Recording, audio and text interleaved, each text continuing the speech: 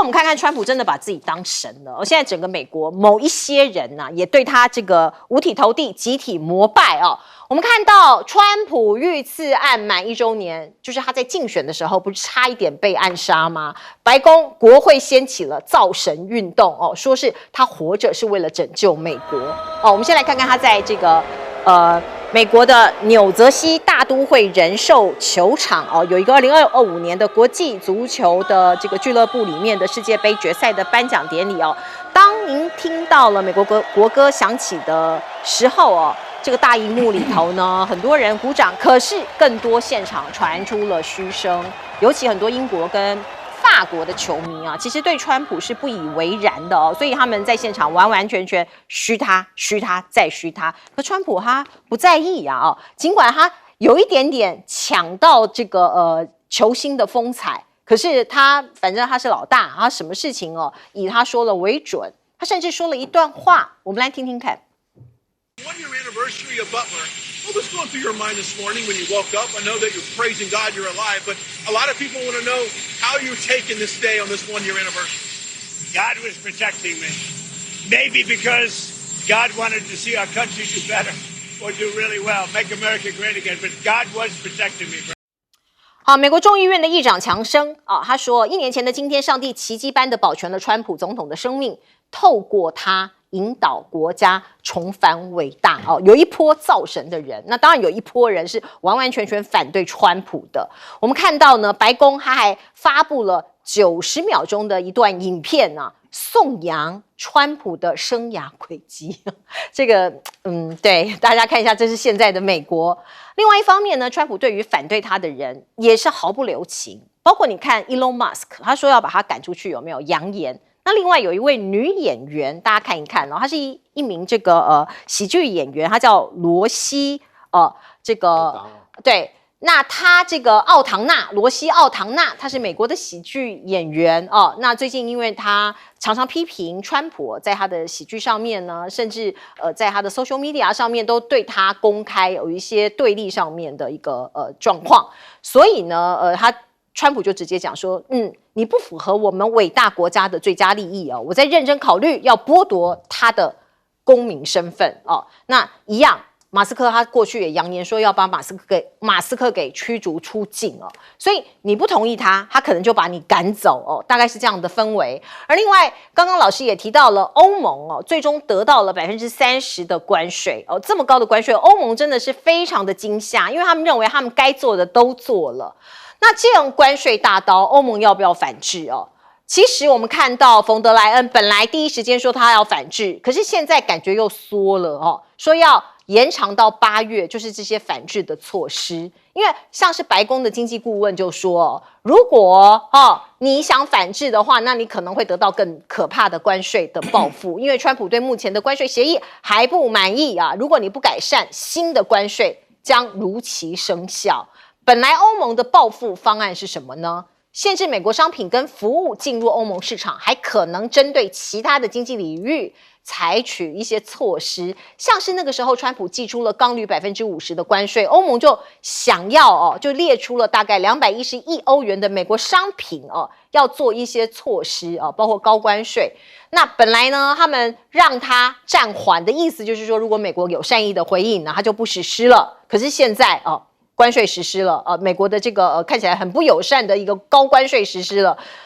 照理说欧盟应该立即来报复，可是现在不知道为什么他缩了，宣布延后。而另外呢，包括川普的30%的高关税报复措施出来之后，欧盟要开始研究涵盖包括将近720亿欧元的美国商品，那他也是在嘴巴讲，可是真正要实施，我们现在还没有看到。而另外呢，欧盟打算跟加拿大、日本一起结盟来对抗美国的关税，希望可以降低农产品跟酒类的税率。那加拿大呢？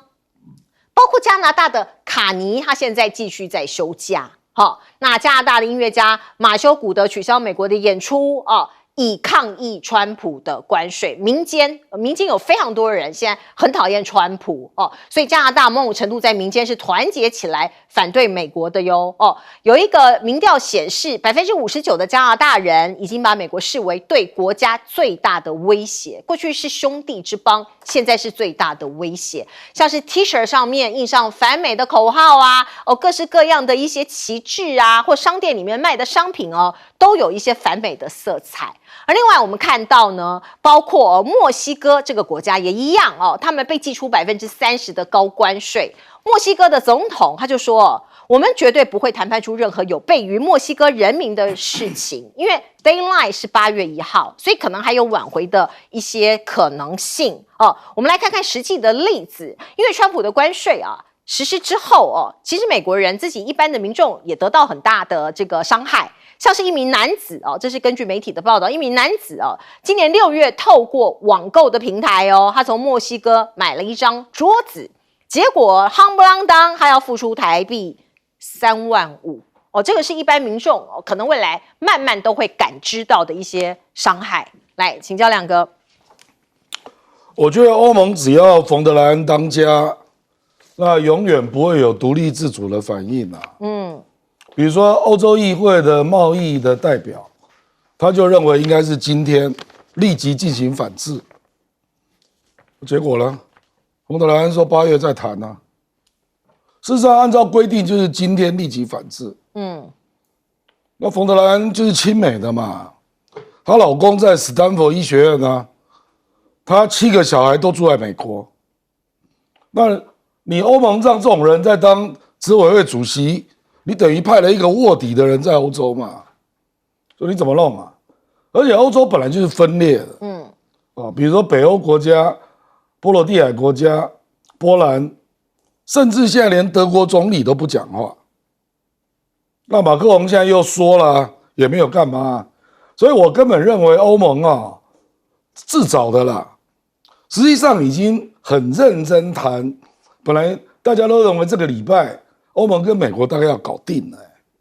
而且他们已经愿意承担10%的税，这个传出来消息就是如此啊。而且欧盟还取消了数位服务税作为让步，结果川普突然宣布30%，而且没有解释啊，为什么可以磕30%？逻辑是什么？明明美国的贸易代表 Greer 已经跟欧盟都谈到这个程度了。欧盟数位服务税取消，愿意承担10%的对等关税，说变就变了。我觉得这个根本就是一个灾难啊！比如说巴西4月2号，它的关税是10%，川普随便他宣布50%，他也没有讲原因啊。那事后一个原因就是你不可以处理前总统，这什么逻辑啊？那美国的关税不是按照数据科学计算吗？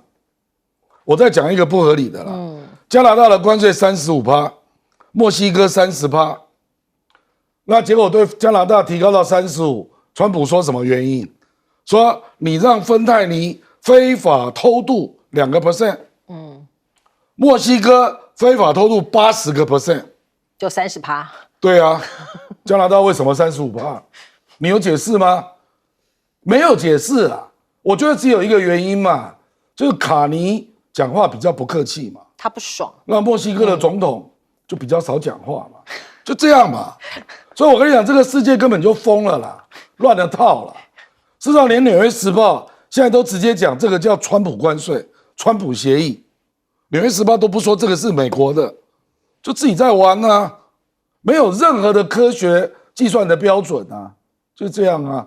所以我跟你讲，从他对加拿大磕35%之后，美国的股票开始跌啊，因为找不到逻辑了。还有巴西，事实上7月公布的那个东南亚那个还有一定的逻辑啊，可是越南又跳出来说，你明明跟我谈11%，结果到了川普变成20%，所以整个都乱了啊，就这样啊。对，所以越南还这个整个市场全部开放，结果还得到一个20%的关税。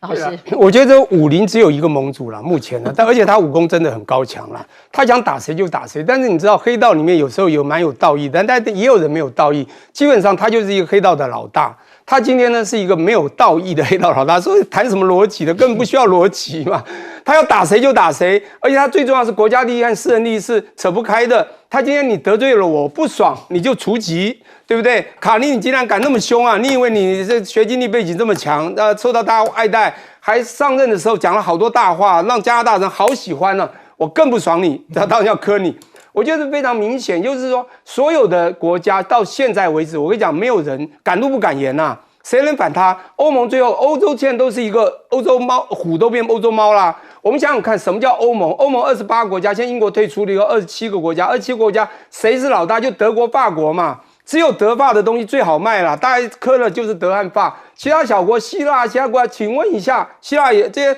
些小国，请问一下，他到底卖了美国什么东西？所以呢，最后呢，就是德国的汽车嘛，美国的皮包，美国的香水，不，法国西标香水，或者顶多是意大利的红酒啊，或西班牙一些牛肉，顶多是这样子。我跟你讲哈，其实打到就几个主要的国家，欧盟这些大国很怕欧盟解散，它本来就不是一个国家，而且这时候呢，他们的思想不集中，你知道吗？他动作不一致，最后一定会很惨，最后只好接受。现在连日本都一样，最后日本在7月20号要大选，在选举之前可能不敢了，石破茂当然要很大声说，我绝对要抵抗，最后也都会接受。但我现在回来讲一下川普这个人哈。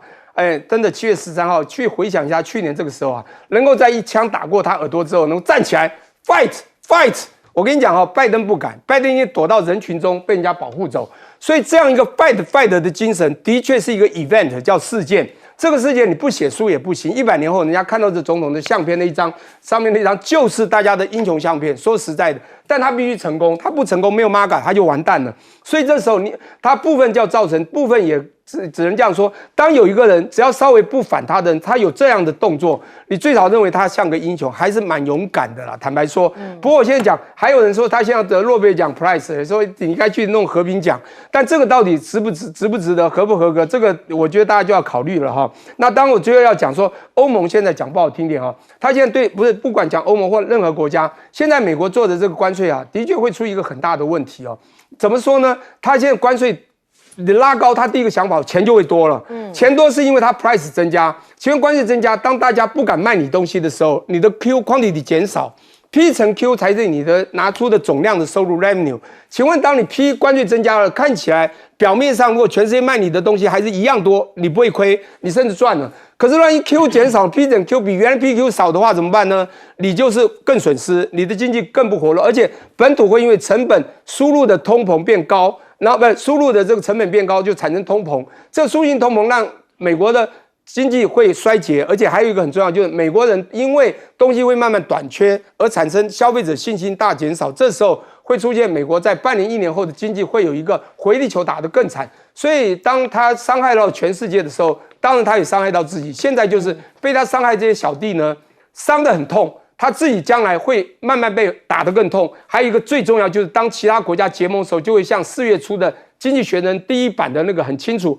川普自己在挖一个洞，把自己美国挖下去了。未来的世界会是一个没有美国的自由贸易世界。来，尹老师，我想第一个，这个川普对这个 Rosie O'Connell 的这个看法啊，确实是他们是有这个叫做什么？旧仇新恨啊！他们这个互相在纽约这个地方，这个在这个娱乐圈批判对方，大概也有20年了以上了啊。而且他也不满意这个 Rosie 是一个我们讲说是一个同性恋者，是一个民主党的。然后，问题是 Rosie 在他这个跟川普搞不好，对川普不满意之前，他已经想。说，我爸爸是爱尔兰人，我现在要去恢复我爱尔兰籍。那川普说，那如果你想，我就把你送回去。可是对不起，不管怎么样，除非他今天拿到了，你可以说你们不能有同时有国籍啊，要舍一个，否则在那个之前，对，你是没有办法把一个身在美国的，他已经爽到一个地步。过去说，你不是在美国出生的，把你赶走。现在我在美国出生的啊，然后呢，你是不是非法移民生的也不行啊？然后现在是合法的移民生，这个 Rosie 他爸爸也是移民很早的啊，但是我的意思就应该是合法的。那这种情况之下，你也要改，那变成是我们常常在讲说，这个当年这个建筑课书里头讲的嘛，泰山不让土壤，才能够就其高。川普好像现在不仅是把美国人赶出去，他把过去美国的盟邦都要赶走。他这样子会变成第一大国吗？我觉得列教授刚刚讲，你到最后以后，大家就没有你了。因为你根本就排挤所有不跟你同一个这个国度，特别是我觉得川普毛病在这里，他要大家把他捧到天，有一个人没有捧他，他都没有反对他哦，他就已经很不爽了。就为什么大家都捧我，你为什么不捧我？我觉得这个就是一个最偏听的一种状况，就是你听惯了，你看那个他的那个国土安全部长，到了 New Hampshire 还要故意去走一趟，这个是51州，这是故意去整一下，这样子让川普听了也爽。我觉得这种动作都是一个很危险，一个会有暴君的这种末日的状况。我觉得美国人要去应该要担忧了。对这个川普的这个行为作风的确颠覆了我们过去对美国领导人的一个想象。不过现在我们来关心未来的战场是变成这样吗？好像电影的场景一样哦。我们来看看，这是来自于西班牙阿贝塞报的报道说在这个战争上面，应该是俄乌战争俄军的作战人员第一次在没有人类步兵直接干预的情况下被俘虏。甚至押送俘虏的人也是无人系统，就通通都是由无人机无人的战车，还有无人的这个各种的指挥系统，把人给俘虏，把人给这个某种部队给击垮的所以这个看起来就是电影里头才会出现的情节，现在已经真真实实在我们的现实社会上面、现实的地球上面上演了这也是第一次成功凭借着无人机跟自杀式地面作战平台，迫使俄军士兵向无人装备投降这是来自于乌克兰第3独立突击旅他们的宣布所以看起来是真的。而另外呢，这个武器还是源源不绝要送到前线去。我讲的是乌克兰的战场。川普就说，美国现在是怎么做呢？他把武器先卖给北约，然后你北约再提供给乌克兰。好，那某种程度就是要北约来负担军费嘛。可是包括乌克兰想要的 F-35现在还是没有那川普是说还没有决定要向乌克兰运送多少套爱国者防空系统他会先去跟北约的秘书长谈一谈再说。而另外我们看到呢，现在俄罗斯的军方军人到底有多少伤亡？我们看到是来自于美国的国务卿卢比欧的爆料，他说今年光是今年，其实现在才7月，俄军的阵亡已经有10万人了。专家说大部分是来自于无人机其中有70%是这样。那我们看到呢，现在俄罗斯跟中国大陆背靠背关系看起来越来越紧密。这是王毅跟俄罗斯的外长拉夫罗夫见面，他们重点是要筹备下一个阶段的高层交往讲的就是2个国家的领导人。我们看到的是普京，他将在8月31号到9月3号之间再一次的访问中国。那期间他会出席上合组织峰会以及在北京举行的抗战胜利大阅兵所以可以想见，在天安门广场上面，这2个国家领导人会站在那边一起阅兵。而另外我们看到最近伊朗又有动作了，他精准的打击了美军的基地这是来自于外电的报道，伊朗的飞弹摧毁了卡达的美军基地这是美军基地在卡达我们可以看到，导播让我们看一下一个圆形的一个建筑本来在6月23号还是很完好的，可是2天之后的6月25号已经完全消失了。这个是一个美方的安全跟通讯装备的一个雷达天线罩的一个建筑一个圆形的建筑原来是做一个天线还有雷达相关的一个通讯的一个建筑。我们看到美国国防部也证实伊朗的确把他们的这一栋建筑物给毁损了。而另外我们看到呢，伊朗还升级了军事力量，想要击溃以色列，所以呢，他去年其实就宣布把国防预算增加到200%所以明年的军事支出会达到460亿美元国会议员也全部通过了。而另外我们看到呢，伊朗现在呢能够得到的武器大概可能都是从中国来的哦。伊朗获得中国的红旗 9B 哦，这是一套所谓的防空导弹系统哦。那这个是有人爆料的哦，说是这个交易哦是用石油换武器哦，不过真实性现在北京并没有证实。不过中国大陆有一些媒体哦，希望北京当局或者是这个执政者要小心哦，因为如果他全面接受中国的防空导弹哦，那就是向美国暗示哦。或者是向以色列暗示自己获得了中国的安全承诺，某种程度中国大陆也会被卷进这一场中东的争端里头。来，请教亮哥。那个俄乌战争，因为北约刚通过那个国防预算要增加到3.5嘛，3.5加1.5啊。那个3.5，他有特别讲，如果是交给乌克兰的军备都算，所以这个最积极的应该就是德国跟波兰啊，所以川普表示要恢复军援乌克兰，就是透过欧洲交给他们，大概是这样。那不清楚美国出多少钱呢？不知道啊。那因为我觉得欧洲人也私心很重啊，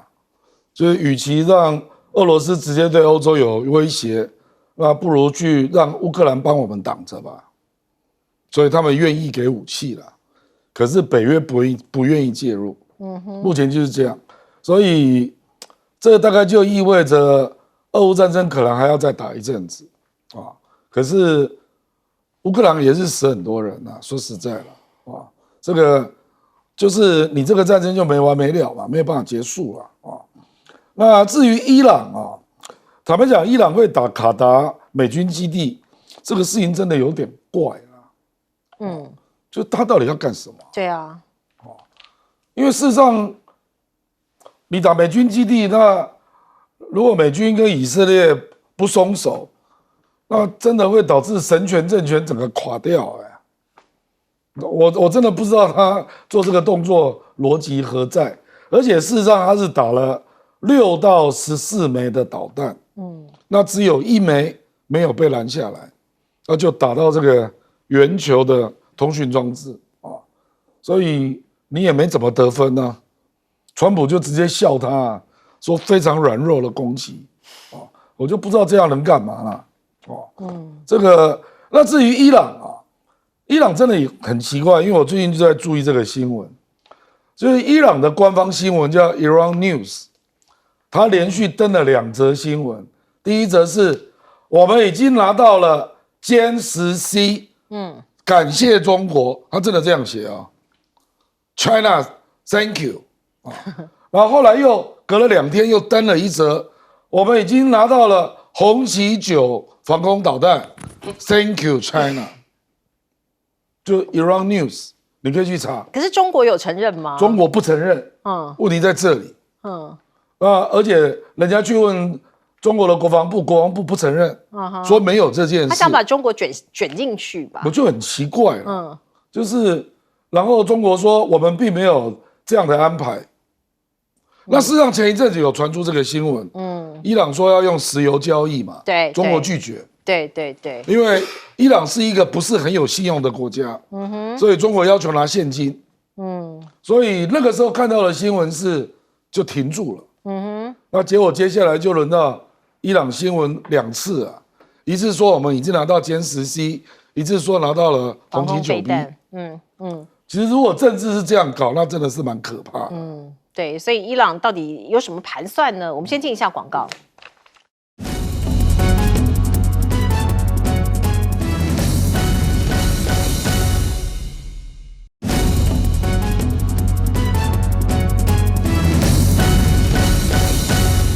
好，请教聂俊中老师。OK， 我先讲一下，刚才我对刚刚亮哥讲到一个为什么伊朗呢会打卡达这些事件，我有我的一个想法了哈。我觉得当时呢，他在6月3号联想打的原因非常简单，他只要告诉美国说，我知道你是武林高手，你是武林老大，但是呢，我也有力量，请不要随便。那我打你们的基地，但是我先告诉你，所以当时川普有说，他谢谢他们呢，你谢谢你预警才把人先撤走。然后打了以后，因为他告诉了你，他还用防空去挡到非常多飞弹，但是还是有命中到。所以这只是告诉美国说，当然如果要打的话，你不会不受伤。我觉得他是有一种预警现象，告诉你我们还是有实力的。第二个呢，我要讲一下，我觉得在全世界军援都有一个状况，大家都不希望自己被打得很惨，所以代理人战争非常重要。而且我觉得这是一个 two stage 的代理人战争，就双层式的。所以美国呢非常聪明，它部分呢会军援这个乌克兰，还可以换一些东西。它还有呢加的另外一个小老弟，次级的小老弟叫北约，是一个组织，我给你，你来给他。这个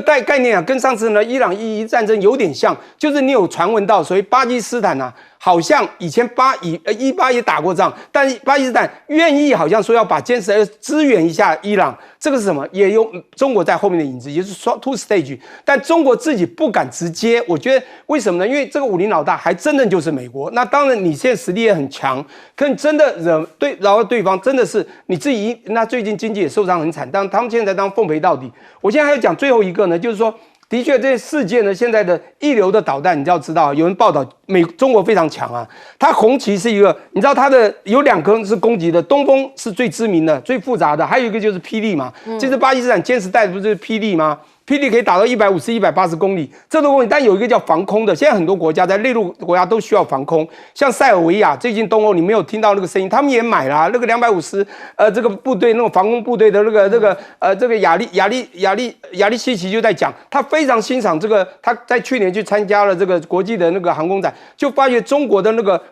防空飞弹非常棒，因此他们也要采购了红旗19，我觉得都是事实。但是因为这个有点敏感，在伊朗这个地方，我觉得它交换是有它的可能性。为什么呢？它的确用武器交换它石油。第一个，它买卖石油，它可以得到有在民用、军用对它都很有帮助，可以让它的整个民生可以顺畅。第二个呢，是它的那个军售之后呢，它会拿到真正的经济的实惠。是最后一个我很重要叫稳定中东，因为中东如果不再给一些军援的话，以色列和美国基本上控制了全部中东、伊朗或者其他的所有的那些真主党，这些都没有未来了。好，进一下广告。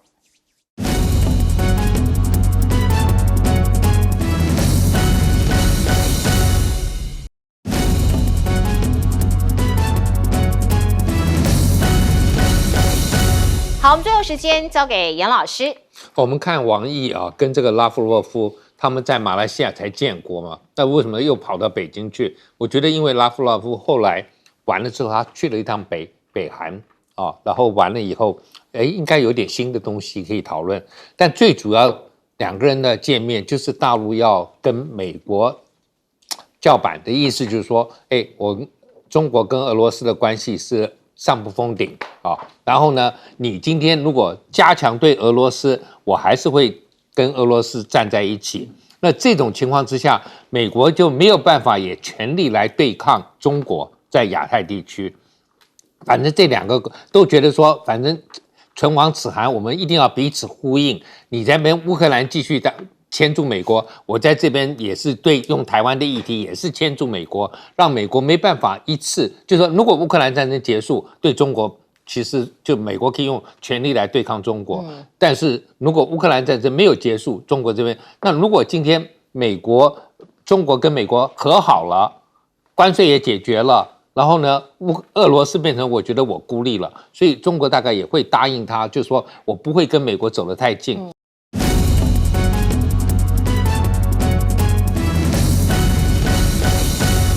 好，欢迎您回到新闻大白话的节目现场。在风灾过后，我们看到很多地方都受灾严重。赖清德到现场去勘灾，要灾民自立自强，结果现在闹出人命了。我们来看看。我跟大家报告吼，因为咱国军最主要的任务就是保护国家。这风灾啦吼。真正啊，必要的时阵，国军来帮。无恁万行代志拢需要国军。那真正国军无用的时阵，无凭即摆恁太关键是，但是真正当着那迄天若有真正发生的时阵，知影吗？哦，唔敢背住，我来咱来甲你背啦。我拄则伫手机会通呢，我无呢，阮拢袂通，阮这嘛无水无电无网络拢无啊。手大哥来，你稍等来，过国文会使啊。好，你看到赖总统呢，面对灾民的态度呢，现在已经引起争议了。而且刚刚大家有听到吗？他要灾民自己爬上屋顶，发生悲剧了。我们看到嘉义六角乡有一位81岁的老先生，他爬到屋顶上面去修缮，结果很不幸的哦，他跌下来了，然后现在已经不幸的往生了哦，不慎跌倒意外身亡。所以观众朋友，如果你家里面哦有老先生老太太，还是不要让他们自己去做这样的危险动作，不要听总统的话，什么爬到屋顶上摔下来，你看发生悲剧了啦，哈。这样子的画面呢，不断传出来，这样的消息不断的传出来，当然是悲剧。所以我们看到网络上有一些年轻朋友就说，赖总统的第4讲、第5讲暂停哦。我们看到包括后面的第5讲、第6讲都延期了，其实它还在进行，包括要大家自立自强，不能什么事情都靠国军，这是第5讲，还有包括自己去爬屋顶，这叫第6讲。第7讲是什么？讯号可以通啊。怎么会说手机都不通？郭国文都可以通啊！观众朋友，总统到底是不懂得名模还是怎么样？这个他在这个台南的本命区这是他过去执政过的地方，他在得罪他自己的选民吗？我们其实也不是很懂所以问了总统府，总统府告诉我们说，这是媒体断章取义，并且他点名 TVBS。说恶意下标，断章取义呀，那罔顾事实这个我们也给观众朋友来自己来评断因为像是相关的影片呢，我们在刚刚上一节的新闻里头也都有播出给大家看了。那另外我们再看有很多人，当然有民怨就是下一次我不投给你如果你对执政者不爽的话，你下一次就不投给他。可是现在我们还有面临到一个大罢免。7月26号要投票了，可是只能罢蓝，因为只有蓝营的这些立法委员通过第1阶，绿营的没有人没有办法，你想投票也罢不了他。不过有一个这个风向球这是昨天民进党南投县议员陈玉玲的罢免案结果是不通过中选会说这是同意票没有达到1/4的门槛。我们仔细来看看，其实那一天出门投票的南投的乡亲啊。大概有12160票，67%的人是投同意票，希望他下来不同意的只有32.55%，可惜没有通过这个所谓1/4的门槛。不过我们来看看这个地方，过去民进党，我们先看民进党包括2025年草屯镇长补选民进党的得票率是35%。2024年总统大选的时候，民进党的得票率是39.65%，这一次补选降下来了。大家还是可以从这边来观察，只有32%，只有32%所以民意还是某种程度可以反映到这一次的所谓的罢免的投票里头。我们再来看看灾民啊，真的是要哭没有眼泪。政府叫你自立自强啊，所以你可以看到网络上有一些人真的自立自强去驰援这些灾民，像是这一位朋友，他就在网络上面说。这个小朋友是我弟弟，他14岁，跟我去救灾，整车的矿泉水都是他搬的，真的超给力。这段话哪里有问题？看起来没有问题嘛，小弟弟很厉害，对，给力。好，我们看到网络上有人说，不要再用给力了，给力是对岸的用语，不是应该为这位小弟弟拍拍手嘛？怎么会去挑这个给力这个语病呢？说是支语这样。那另外呢，我们看到呢，另外一位朋友说，我朋友嘉义有难，停电停了6天，在脆上面帮忙分享灾情，就是希望大家来帮帮忙，结果被网暴被出征所以他觉得很感慨啊，这个社会现在怎么变成这样也有朋友传出来像是这样子嘉义的朋友传的，家里面一片荒芜啊，很糟糕，满目疮痍呀被这个风刮得稀巴烂，结果被检举被人去检举说你贴出的影片或照片明显涉及散布不实讯息。你现在如果说台南哪里不 OK， 嘉义哪里不 OK， 贴出某种照片，他说这是假消息，不可以再散布了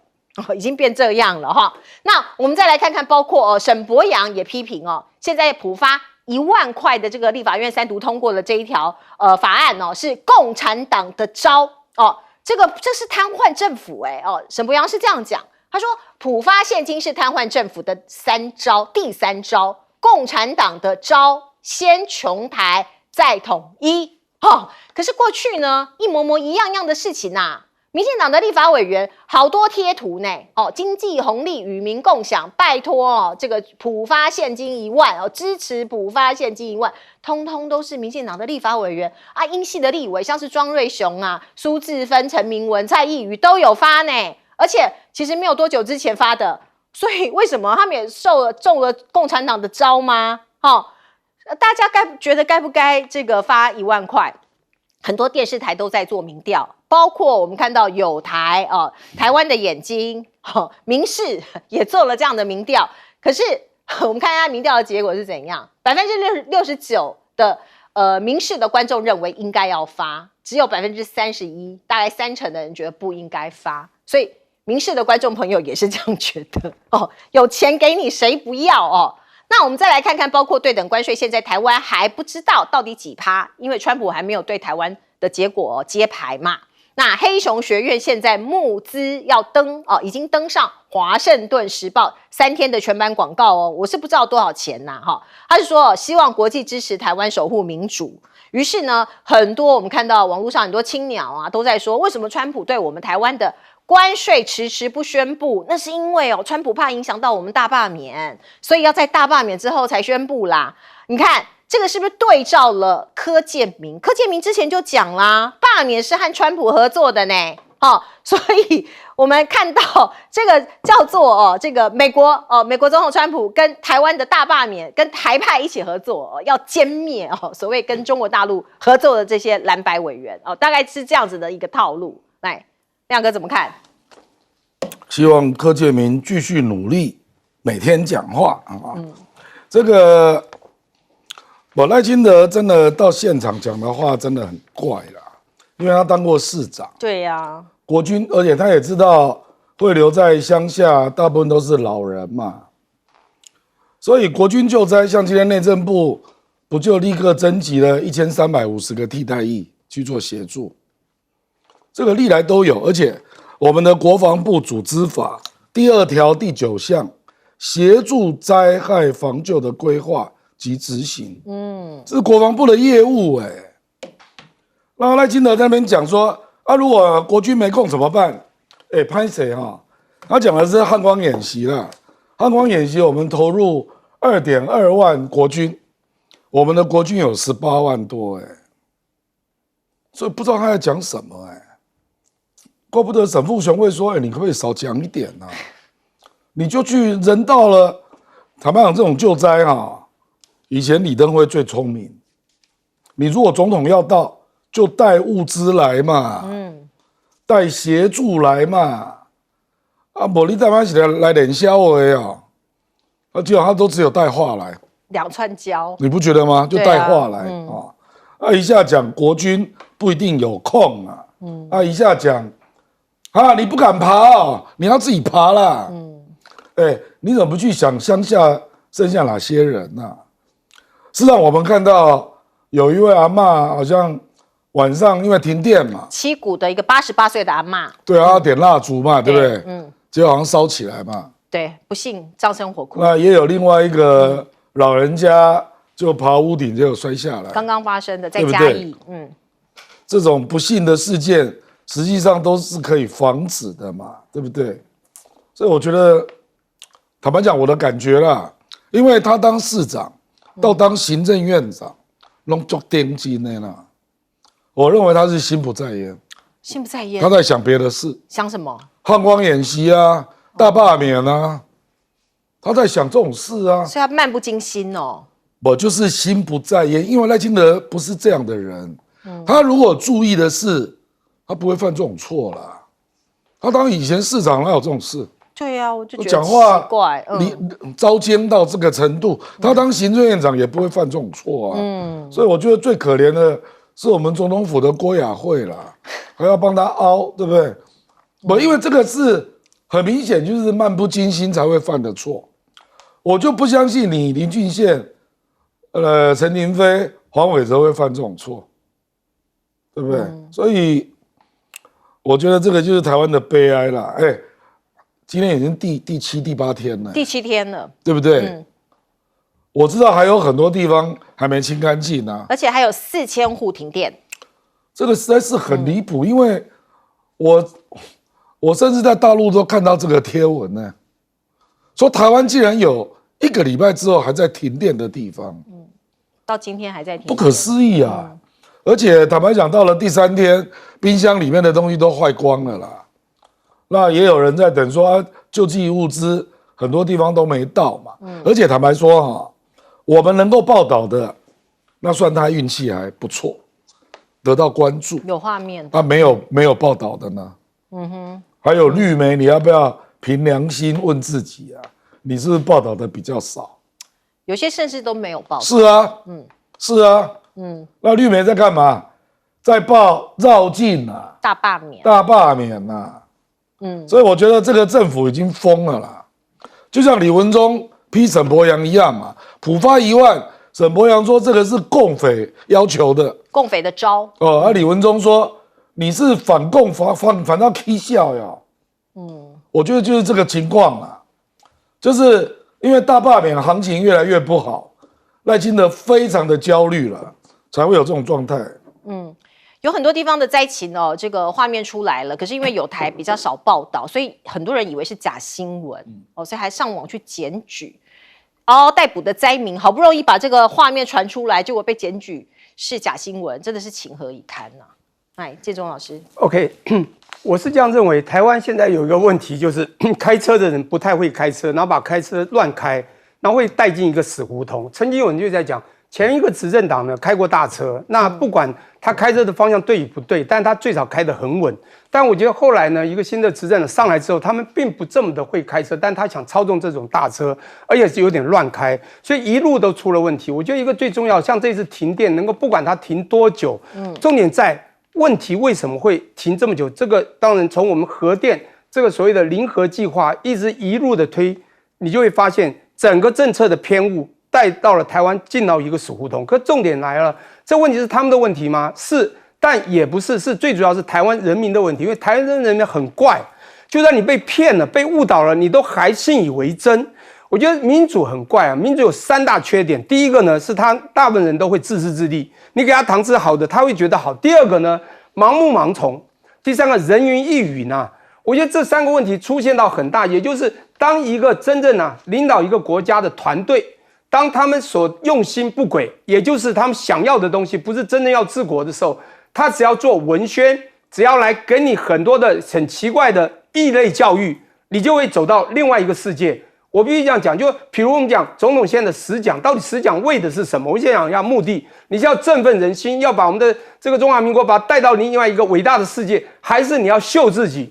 告诉你自己多棒，会讲我有你很多理念。第二个，我觉得他也是在秀他的理念，这个理念呢，说不好听，里面有点硬凹，甚至我觉得这个理念就是要中心他自己稳固他的思想，而就是打击异己。包括杂质说，我相信在场的人大家都听过，都知道什么叫杂质。好，重点来了。这个中心思想又怎么来的呢？就算它很偏颇了，但也不用担心。为什么？从1996年李登辉上来2年后，我们的身份证从大的改成小的，连对岸的所有的祖籍都不能知道，变成你这是台湾生之后，像我当然不管祖籍哪里，让我台南生，一路走过来，告诉你，你就是在地没有错，我们都在台湾长大，台湾村长，我们生于斯，长于斯，这个生于斯，我们爱这个土地，可是不是你所带我们要走的那个路线。所以我觉得出了一个最大问题，也就是他们现在抓到一个保命牌，什么呢？就是凡事皆抗中。像你刚刚讲沈伯洋开玩笑，普发跟对岸有什么关系？第二个呢，再来介入反霸，说中国现在一直用各种力量介入反霸，你去看一些各种讯息，这讯息怎么来的？第二更严重，他说他这个罢免就是要罢共产党，他罢这个变成罢共产党，然后反正你只要支持，像我们只要声音稍微支持我们比较走和平路线的，他就认为你就是舔共。那这个路线，请问一下，以前爱中华民国的这些子民，他情何以堪？我觉得他在带的就把他的中心思想，把台湾人带到另外一个世界。所以我觉得他们很有心的怎么样呢？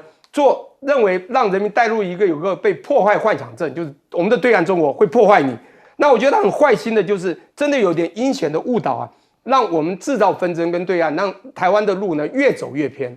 来，严老师。我想看灾政治学过去大家对地方首长的要求都比较高。那然后总统出现的时候，大家会检讨一下，比如说蔡英文那个时候啊，会被大家检讨什么坐了这个战车进去啊，没有真正下到那个民间去。